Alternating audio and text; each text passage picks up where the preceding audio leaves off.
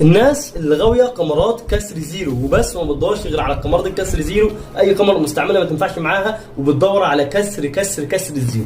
عايز اقول لك عندنا كاميرا 500، بصوا الكرتونه عامله ازاي، تكاد تكون اصلا الكاميرا ما استخدمتش. فاحنا هنفتح مع بعض الكاميرا كده واحده واحده عشان تشوفوها. الكاميرا دي يا جماعه حرفيا زيرو، حرفيا زيرو زيرو زيرو. بصوا الكاميرا تمام، معاها الكتالوج بتاعها، الاسطوانه، الشاحن، كل حاجتها. بس خلينا نفتح الكاميرا مع بعض كده نشوفها حاجه حاجه كده مع بعض. طبعا جاي معاها الكرتونه بتبقى في الجنب دي، الكرتونه دي فيها حاجات من جوه، فيها ايه بقى؟ فيها البطاريه في كيسها، معاها كل حاجتها جت. بصوا بصوا يا جماعه البطاريه الكيس بتاعها، بصوا لسه يعني ما استخدمتش بقول لك. دي البطاريه تمام.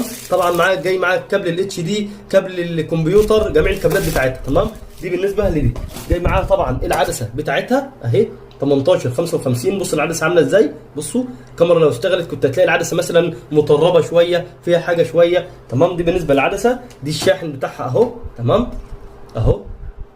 خلينا نشوف الحاجه اللي بعد كده. جاي معاه طبعا الحاجات دي تمام، الاسطوانه. طبعا هنشوف العدسه طبعا مع بعض. جاي معاه طبعا الكتالوجات، الكتالوج تمام اهوت. طبعا جاي معاه ضمانات وحاجات كده ثانيه اهيت تمام. كذا حاجه مع حاجه مع بعض كده تمام. وجاي كده طبعا البودي نفسه اهو. بصوا يا جماعه الكاميرا حرفيا زيرو. الكاميرا دي شطر 2000 صوره، يعني الكاميرا حرفيا ما اشتغلتش. بصوا الكاميرا عامله ازاي، بص عايز اقرب لكم بس شويه كده. بص الكاميرا، بص لو فتحت لك الباب من هنا، بص العدسه، بص الكاميرا من جوه. الكاميرا حرفيا ما اشتغلتش تمام.